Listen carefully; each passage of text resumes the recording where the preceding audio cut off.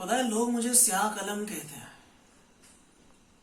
लेकिन मैं स्याह तख्ते पर काली चौक से नहीं बल्कि सफेद चौक से लिखता हूं, ताकि उस स्याह तख्ते की स्याही और नुमाया हो जाए।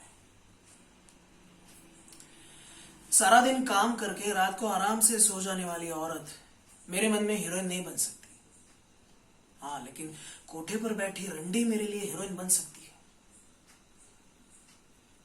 जो रात भर जागती हो और दिन में जहां सोने जाए, जहां बुढ़ापा जैसे उसका दरवाजा खटखटा रहा हो, ऐसे डरावने सपने देखकर जाग जाती हो, जिसकी आंखों में नींद सालों से जम गई हो। ऐसी औरत मेरे अफसानों का मौजू बन सकती है। फिर उसकी गाली, उसका चिड़चिड़ापन, ये सब मुझे अच्छा लगता है, सो मैं उनके बारे में लिखता हूं। जैसे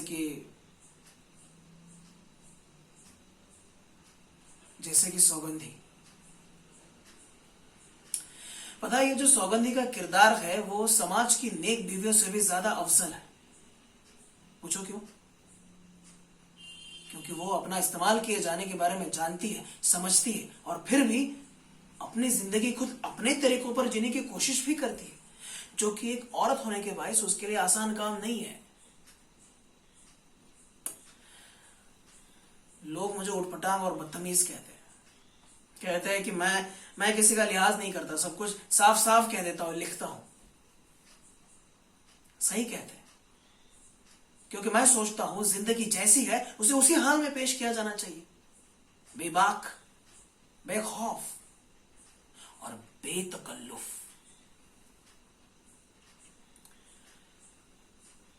दस्तावेज के आज के एपिसोड में आइए सुनते हैं सौगंधी की कहानी, हतक। अफसाना निगार सादत हसन मंटो।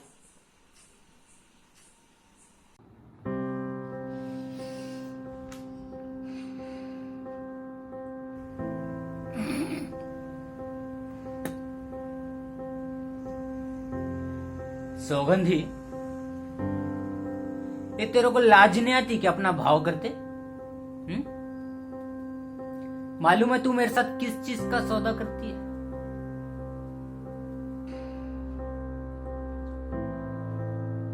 हाँ, जानती हूँ। छी छी छी छी, सिर्फ 10 रुपए। और देख, जैसा कि तू बोलती है 2.5 रुपए वो हरामखोर रामलाल लेता है ना, तो फिर कितना पैसा बचा रहे तेरे पास? 7.5। 7.5 बचा ना? हाँ। अब इन 7.5 रुपए में तू मेरे को ऐसी चीज देने का वचन देती है जो तू दे नहीं सकती, क्या? और मैं ऐसी चीज लेने आता हूं जो मैं ले नहीं सकता।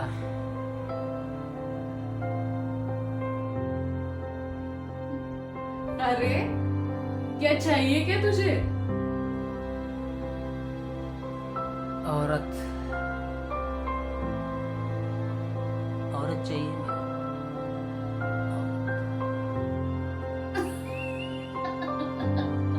औरत।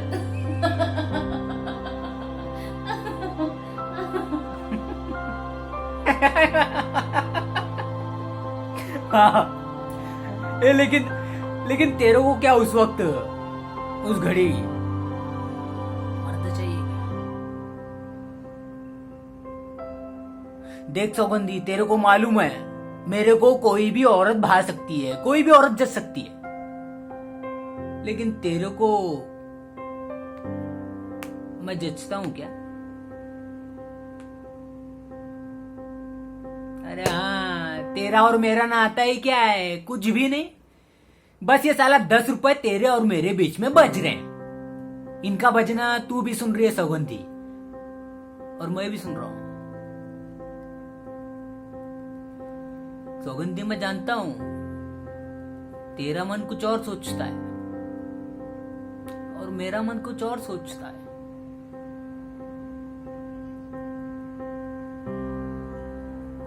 सौगंधी, मैं तुझसे प्रेम करता हूँ,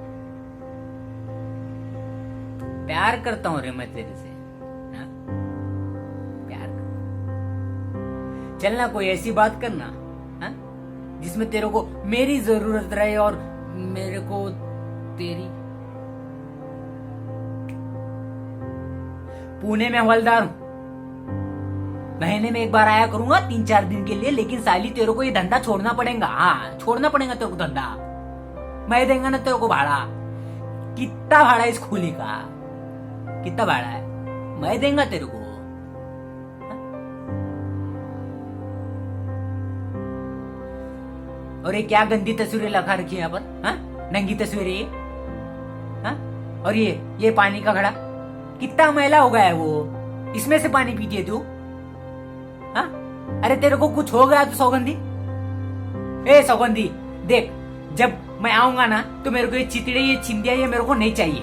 मेरे को बिल्कुल साफ सफाई चाहिए इधर। हाँ, और देख देख तेरे बालों को क्या सत्यानाश करके रखा है तूने। हाँ?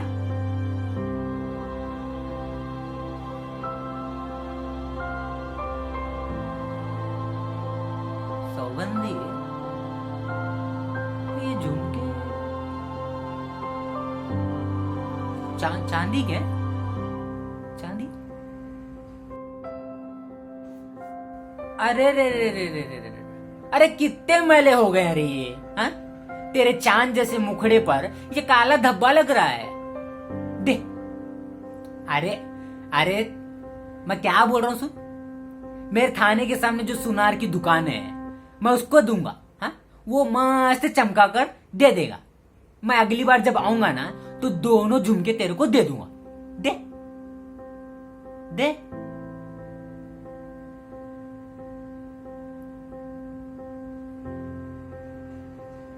अरे देना। ये तेरे को मेरे पर भरोसा नहीं है? नहीं है भरोसा तेरे को मेरे पर? हाँ? मैं जा रहा हूं मैं। चल। हाँ ना की कश्मकश में सौगंधी माधव को रोक लेती है और अपने दोनों झुमके उतार कर उसके हवाले कर देती है। ख्याल रखा अपना, मैं आता हूं। ध्यान रख अपना। जब मैं दूसरी बार आऊंगा ना तो मेरे को ये हाँ साफ सफाई चाहिए। हाँ? चल आता है मैं। और फिर माधव वहां से निकल जाता है। पूरे 3 घंटे के बातचीत के बाद मैं और माधव आपस में पूरे घुल मिल गए थे। मुझे ऐसा महसूस होने लगा था मैं इस हवलदार को बरसों से जानती हूँ। मैं खुद को हवलदार भी समझने लगी थी। इस वक्त तक किसी ने इस कमरे में पड़ी बदबूदार चीजों का और नंगी तस्वीरों का ख्याल नहीं किया था, और ना ही कभी किसी ने मुझे महसूस करने का मौका दिया था कि ये मेरा एक घर है जिसमें घरेलूपन आ सकता है। लोग आते थे और बिस्तर तक गलाजत को महसूस किए बगैर चले जाते थे। पर माधव कितना अच्छा था। उसकी हर बात 52 तोला और पाव रत्ती की थी। क्या खरी खरी सुनाई थी उसने मुझे।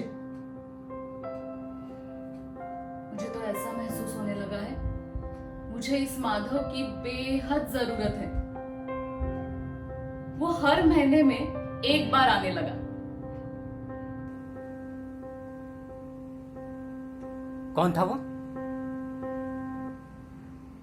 तूने फिर से धंधा शुरू किया? देख सौगंधी, अगर तूने फिर से धंधा शुरू किया ना तो तेरी और मेरी बस टूट जाएगी। अगर फिर से तूने किसी मर्द को अपने यहां ठहरा है ना तो तेरी चूटियां पकड़कर तुझे बाहर निकाल दूंगा। मैंने बोला था ना तेरे को, पूना पहुंचते ही मैंने ऑर्डर कर दूंगा। क्या है भाड़ा इस खुली का? भाड़ा क्या है इस खुली का? ना माधव ने कभी पूना से खर्च भेजा था, ना सौगंधी ने अपना धंधा बंद किया था। ये दोनों अच्छी तरह से जानते थे कि क्या हो रहा है। ना सौगंधी ने कभी माधव से ये कहा और ना माधव ने कभी सौगंधी को ये पूछा।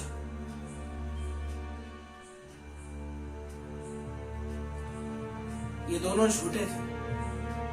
ये दोनों दरअसल एक मुलम्मा की हुई जिंदगी बसर कर रहे थे,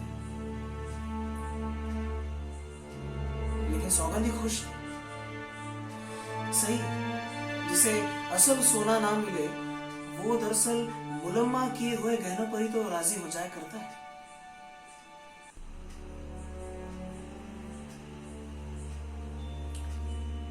ये उस रात की बात है जब रामलाल काफी देर से उसका दरवाजा खटखटा रहा था। सौगंधी को आवाज दे रहा था और उस वक्त सौगंधी अपने कमरे में थकी मांदी सो रही थी। सौगंधी, ए सौगंधी। अरे आई बाबा। अरे भाई दरवाजा खोलो। ए सौगंधी। कौन आया है इतने रात को मरने? सौगंधी, अरे दरवाजा खोलो। ए सौगंधी। अरे आई। रामलाल, ये तुझे सांप सुन गया था? क्या हो गया था?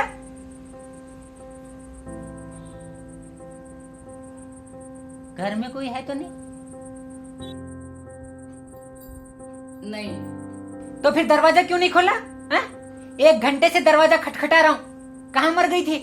हा? भाई हद हो गई। क्या नींद पाई है? यूं एक एक छोकरी को उठाने में 2-2 घंटे सर खपाने पड़े तो मैं तो अपना धंधा कर चुका। अब मेरा मुंह क्या देख रही है? हा? झटपट ये कपड़े उतार और वो तेरी स्पेशल वाली साड़ी पहन, फूलों वाली, पाउडर वाउडर लगा, तो चल मेरे साथ। बाहर मोटर में बड़े सांप बैठे हैं। हाँ चल। रामलाल, आज मेरा जी अच्छा नहीं। जी अच्छा नहीं तो पहले कह दिया होता। अरे वो बात नहीं रामलाल, सच में मेरा जी अच्छा नहीं। बहुत पी गई आज। अरे वाह, थोड़ी बची हो तो लाओ, जरा हम भी अपने मुंह का मजा ठीक कर ले। अरे बच्ची होती तो मुआए सर दर्द ही क्यों होता। सुनना, एक काम कर, वो बाहर जो मोटर में सेट बैठा है ना, उसे अंदर ही ले आओ। अरे नहीं भाई, वो अंदर नहीं आ सकते। वो तो मोटर को गली के बाहर खड़ी करते हुए घबराते थे। तू कपड़े उपड़े पहन, जरा गली के नुक्कड़ तक चल, खुली हवा में आएगी तो तेरे को जरा अच्छा लगेगा। जा जल्दी उठ। हाँ? कहीं तेरे दिलीप कुमार ने मना तो नहीं किया? रामलाल, सौगंधी, ये माधव का क्या चक्कर है? इस साले को तूने कब से अपना यार बनाया? बड़ी अनोखी आशिकी है। 1 पैसा अपनी जेब से निकालता नहीं और तेरे साथ मजे उड़ाते रहता है। मजे तो अलग रहे, तुझसे 10-15 रुपए ले भी मरता है। सौगंधी, मुझे दाल में कुछ काला नजर आता है। इस साले में कुछ बात तो जरूर है जो तुझे भाग गया। 7 साल से ये धंधा कर रहा हूं। तुम छोकरियों की सारी कमजोरियां जानता हूं। साली, अपना धंधा यूं बर्बाद न कर। तेरे अंग पर से ये कपड़ा भी उतार कर ले जाएगा वो तेरी माँ का यार, दिलीप कुमार। ऐसे कैसे ले जाएगा? तू है ना मेरा राजा। मैं तो हुई रे, लेकिन सुन, इस पलंग के नीचे गड्ढा खोदकर उसमें सारे पैसे दबा दिया कर, और जब वो तेरा यार आए उससे कहा कर, तेरी जान की कसम माधव, आज सुबह से एक ठेले का मुंह तक नहीं देखा। बाहर से कहकर एक चाय और बिस्कुट तो मंगा, समझी? तू इतनी फिक्र मत कर। और मुझे कहाँ यहाँ महल खड़े करने हैं? अरे बहुत नाजुक वक्त आ गया मेरी जान। इस साली कांग्रेस ने शराब बंद करके बाजार बिल्कुल मंदा कर दिया है, पर तुझे तो कहीं ना कहीं से पीने को मिल जाती है। जब तेरे यहाँ रात को दारू की खाली बोतल देखता हूँ तो जी चाहता है कि तेरी जू में चला जाऊं। चल हट, अब चले। चलो। जब वो लोग उस गली के बाहर पहुंचे तो वो गली जो छोटे शहरों के बाजार से भी कुछ बड़ी सी थी। आखिरी सिरे पर एक मोटर नजर आ रही थी। कमजोर रोशनी में उसे स्याह रंग की मोटर का साया नजर आया और रात के पिछले पहर की भेदों से भरी खामोशी।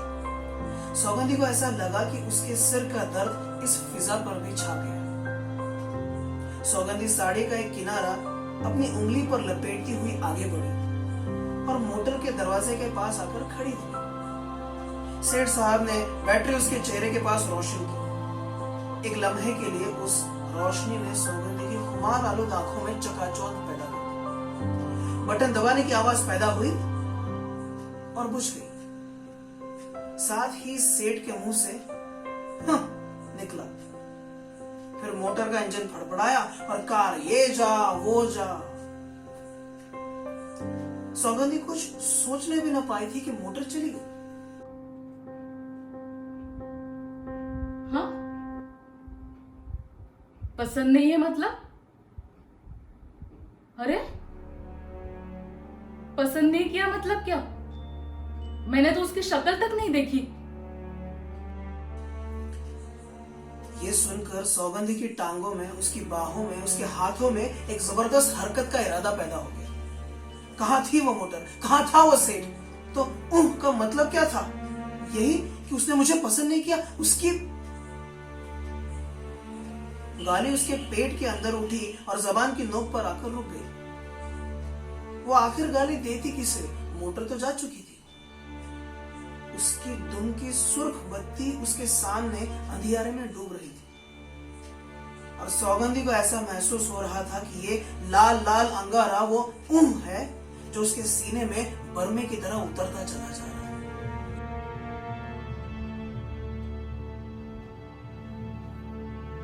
अरे, ए सेठ, पसंद नहीं है मतलब क्या? अरे, पसंद नहीं आया तो क्या हुआ? मुझे भी तो कई आदमियों की शक्ल पसंद नहीं आती। वो जो अमावस की रात को आया था, कितनी बुरी शक्ल थी उसकी। तो क्या मैंने नाक बो नहीं चढ़ाई थी? वो जब मेरे साथ सोने लगा था तो मुझे घिन नहीं आई थी क्या? पर सौगंधी, तूने उसे धुतकारा नहीं था, ठुकराया नहीं था तूने उसे। इस मोटर वाले सेठ ने तो तेरे मुंह पे थूका है। हाँ? अरे, इस हाँ का और मतलब ही क्या है ना? यही ना कि इस छछूंदर के सर पे चमेली का तेल, ये मुंह और मसूर की दाल। अरे रामलाल, ये क्या छिपकली पकड़ के ले आया है तू? इस लौंडिया की इतनी तारीफ कर रहा है तू? 10 रुपए और ये औरत? अरे खच्चर क्या बुरी है इससे? खच्चर क्या बुरी है मुझसे? मैं क्या खच्चर से भी बुरी हूं? नहीं सौगंधी, बुरी नहीं है तू, बुरी नहीं है। ये साला रामलाल रात के 2 बजे कोई किसी को उठाता है नींद से? अरे, तो तू क्यों गई थी लिपस्टिक लगा के, पाउडर लगा के? तो क्या करती? पैसे कौन लाता? माधव लाने वाला था क्या पूना से?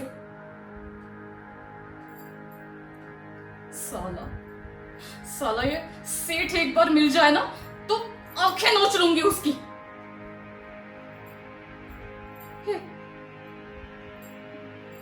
तू क्यों रोती है? हाँ, तुझे क्या हुआ है जो टपकने लगी हो? ऊपर देखो, ऊपर देखो, तारे कितने सुंदर है। हाँ हाँ, तारे सुंदर है।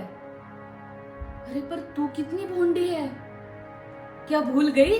अभी अभी तेरी सूरत को धुतकारा गया है, बुरा ठहराया गया है तुझे। बुरी है तू, भोंडी है, बदसूरत है। क्या मैं सच में ऐसी हूं? हाँ, मैं सच में ऐसी हूं क्या? मैं सचमुच ऐसी हूं क्या? मुझ में क्या बुराई है? सौगंधी ने यह सवाल हर उस चीज से किया जो उसकी आंखों के सामने वहां पर मौजूद थी। गैस के अंधे लैंप, लोहे के खंभे, फुटपाथ के चौकोर पत्थर और सड़क की उखड़ी हुई बजरी, इन सभी चीजों की तरफ उसने बारी बारी देखा। फिर आसमान की तरफ निगाहें उठाई जो कि उसके ऊपर झुका हुआ था, मगर सौगंधी को कोई जवाब नहीं मिला। तू बता ना। हाँ, मैं अच्छी नहीं लगती क्या? हाँ, मैं बुरी हूं क्या? अरे बता ना साले। अच्छा तू बता। हाँ, मैं तेरे यहाँ पे रोज खड़ी रहती हूँ ना, मेरा जिस्म पहले जैसे नहीं रहा। हाँ, मैं अच्छी हूँ ना? हाँ, सुंदर दिखती हूँ ना मैं? हाँ, मैं अच्छी हूँ। तुझे भी यही लगता है ना? मुझे भी यही लगता है। हाँ, यही लगता है।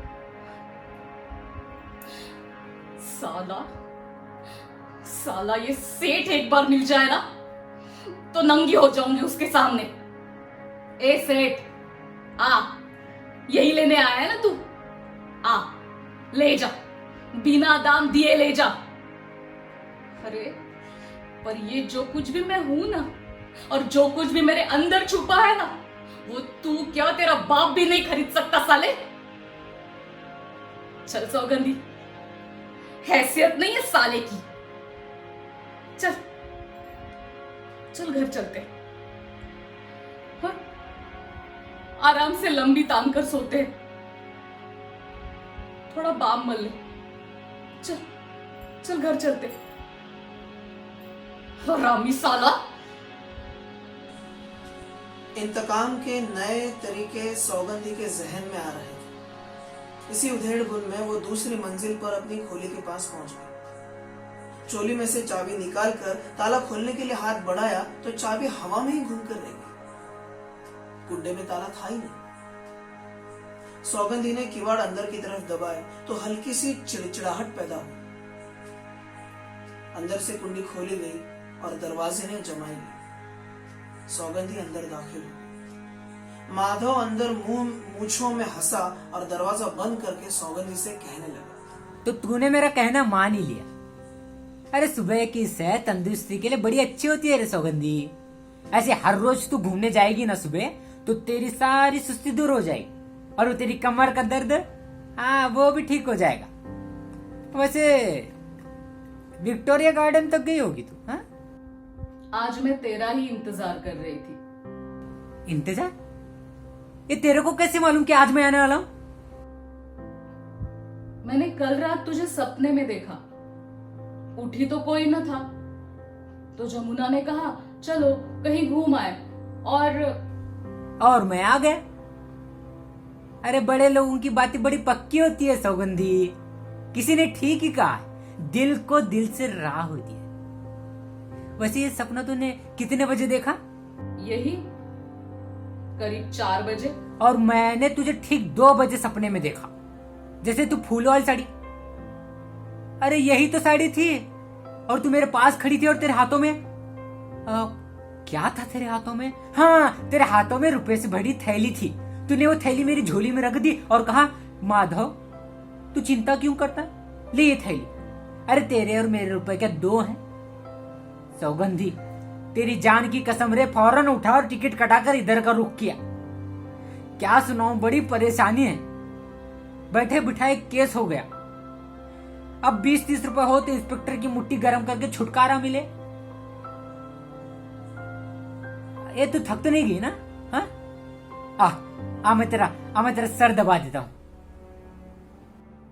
हाय माधव, ये किस मोए ने तुझ पे केस कर दिया है? देख, बेल वेल का डर हो तो मुझसे कह दे। 20-30 क्या, ऐसे मौकों पे 100-50 भी पुलिस के हाथों थमा दिए जाए तो फायदा अपना ही है। जान बची लाखों पाए। बस अब थकान कुछ ज्यादा नहीं है। ये मुट्ठी चापी छोड़ और मुझे पूरी बात बता। केस का नाम सुनते ही मेरा दिल धक धक करने लगा है। तू वापस कब जाएगा? दोपहर की गाड़ी से जाना पड़ेगा। अगर शाम तक इंस्पेक्टर को 150 ना थमाए तो ज्यादा नहीं है। मुझे लगता है कि 50 रुपए में भी काम चल जाए। अच्छा, 50? 50? ये कहकर सौगंधी बड़े आराम से उठी और उन चारों तस्वीरों के पास आहिस्ता आहिस्ता गई जो दीवारों पर लगी हुई थी। बाएं तरफ से तीसरे फ्रेम में माधव की तस्वीर थी। बड़े बड़े फूलों वाले पर्दे के आगे कुर्सी पर वो दोनों रानों पर अपने हाथ रखे बैठा था। एक हाथ में गुलाब का फूल था। पास ही तिपाई पर 2 मोटी मोटी किताबें धरी थी। फोटो उतरवाने का ख्याल माधव पर इस कदर गालिब था कि उसकी हर शय तस्वीर से बाहर निकल निकल कर पुकार रही थी, हमारा फोटो उतरेगा, हमारा फोटो उतरेगा। सौगंधी खिलखिलाकर हंस पड़ी। उसकी हंसी कुछ ऐसी तीखी और नोकीली थी कि माधव की सुइयां सी छुई। किसकी तस्वीर है ये?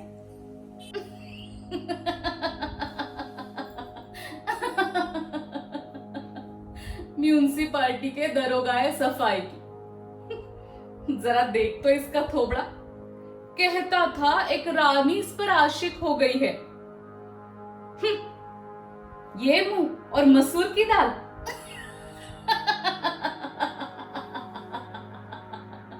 अब सुबह रानी भंगन कचरा उठाने आएगी और अपने राजा को साथ लेके जाएगी।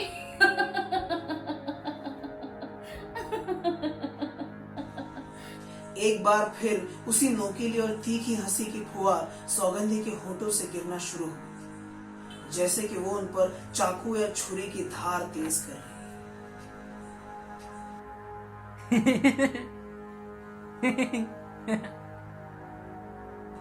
और सौगंधी ने दूसरा फ्रेम भी नोच लिया और खिड़की से बाहर फेंक दिया।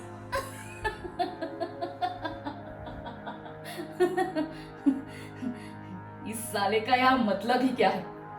भोंडी शक्ल का कोई भी आदमी यहाँ नहीं रहेगा। क्यों माधव?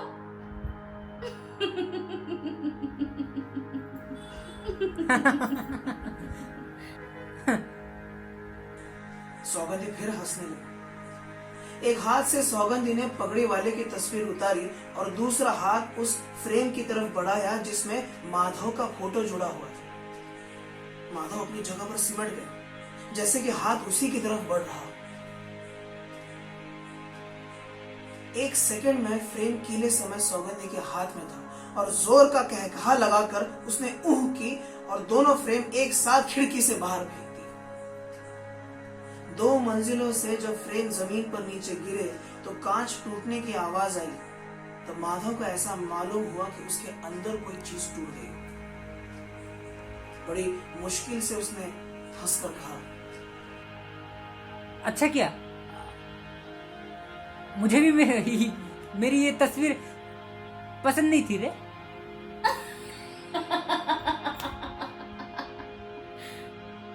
क्या कहा? तुझे तेरा फोटो पसंद नहीं था? अरे पर मैं पूछती हूँ, तुझ में ऐसी कौन सी चीज है जो किसी को पसंद आ सकती है? ये तेरी पकड़ो जैसी नाक, ये तेरा बालों भरा माथा, ये तेरे सूजे हुए नथुने, ये तेरे मुंह की बास, ये तेरे बदन का मैल। तुझे तेरा फोटो पसंद नहीं था? पसंद क्यों होता? तेरे ऐब जो छुपा रखे थे इसने। आजकल ना जमाना ही ऐसा है, जो ऐब छुपाए वही बुरा। धीरे धीरे माधव पीछे हटता गया। आखिर जब वो दीवार के साथ लग गया तो उसे अपनी आवाज में जोर पैदा करने की झुंबिश पैदा हो गई और उसने कहा, देख सौगंधी, मेरे को ऐसा लगता है कि तूने अपना धंधा फिर से शुरू कर दिया है। अब मैं तुझसे आखिरी बार बोलता हूँ कि अगर तूने फिर से देख, अगर तूने फिर से धंधा शुरू किया तो बस तेरी मेरी टूट जाएगी। अगर तूने फिर से किसी को अपने यहाँ ठहराया तो तेरी चूटियां पकड़ के बाहर निकाल दूंगा। अरे मैं इस महीने का खर्च तुझे पूना पहुंचते ही मनी ऑर्डर कर दूंगा। क्या भाड़ा क्या है इस खोली का? मैं बताती हूँ साले, 15 रुपए भाड़ा है इस खोली का और 10 रुपया भाड़ा है मेरा। और जैसा कि तुझे पता है, ₹2.5 दलाल के, तो बचे कितने? 7.5। बचे ना 7.5। तो इन 7.5 रुपयों में मैंने तुझे ऐसी चीज देने का वचन दिया था जो मैं कभी तुझे दे ही नहीं सकती थी, और तू ऐसी चीज लेने आया था जो तू कभी ले ही नहीं सकता था। अरे तेरा मेरा नाता ही क्या था? कुछ भी नहीं। बस ये 10 रुपए तेरे और मेरे बीच बच रहे थे। सो हम दोनों ने मिलकर ऐसी बात की जिसे मुझे तेरी जरूरत हो और तुझे मेरी। पहले तेरे और मेरे बीच ये 10 रुपए बचते थे, आज 50 बज रहे हैं। तू भी इनका बजना सुन रहा है और मैं भी इनका बजना सुन रही हूं। माधव घबराकर अपने जेब से रुमाल निकालकर पसीना पोंछता है। तब सौगंधी माधव का रुमाल जमीन पर पटक देती है। अरे, और तूने ही अपने बालों का क्या सत्यानाश कर रखा है? उफ, ये चिथड़े, ये चिंदिया, कितनी बुरी बात आती है इनसे। निकाल के बाहर फेंक दे इनको। सौगंधी, सौगंधी के बच्चे, तू आया किस लिए यहाँ पे? तेरी माँ रहती है कि यहाँ पे जो तुझे 50 रुपए देगी? अरे साले, तू समझ क्या बैठा है अपने आप को? हाँ, और रौब क्या काटता है मुझ पे? दबेल हूं क्या तेरी? भीख मंगे तू आया किस लिए? हाँ, समझता क्या है? तू है कौन रे? चोर या गटकतरा? और इस वक्त तू मेरे मकान में क्या कर रहा है? बुलाऊं पुलिस को? बुलाऊं? नहीं, पूना में तुझ पे केस हो ना हो, आज यहां इस जगह पे तुझ पे एक केस खड़ा कर दूं। चल निकल, निकल साले, निकल, वरना। माधव सहम गए और दबे हुए लहजे में वो सिर्फ इस कदर कह सका, सौगंधी, अरे तेरे को क्या हो गया है? मेरी माँ का सर, तू होता कौन है मुझसे सवाल करने वाला? निकल, निकल यहां से। अरे भाग साले। सौगंधी की बुलंद आवाज सुनकर उसका खारिश ज़दा कुत्ता जो सूखे हुए चप्पलों पर मुंह रखे सो रहा था पलंग से बाहर निकला, हड़बड़ाकर उठ बैठा और माधव की तरफ मुंह कर जोर से भौंकना शुरू कर दिया। कुत्ते के भौंकने के साथ ही सौगंधी जोर से हंसने लगी। माधव डर गया। गिरी हुई टोपी उठाने के लिए वो नीचे झुका तो सौगंधी की गरज सुनाई पड़ी। खबरदार, खबरदार, पड़ा रहने दे भाई। तू जा, तेरी पूना पहुंचते ही मैं इसे मनी ऑर्डर कर दूंगी। अरे जाता है क्या? भाग, हरामी साला। ये कहकर वो और जोर से हंसी और हंसते हंसते कुर्सी पर बैठ गई। उसके उस खारिश ज़दा कुत्ते ने भौंक भौंक कर माधव को कमरे से बाहर निकाल दिया।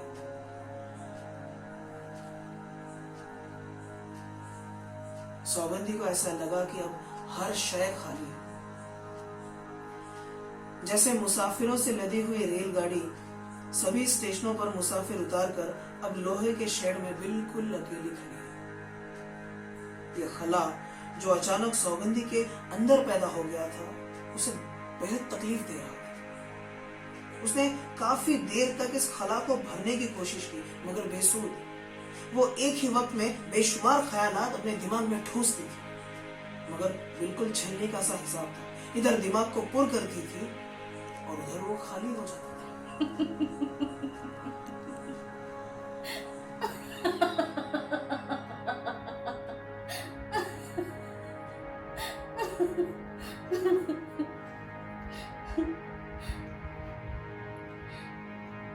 दुख तो इस बात का है मंटू,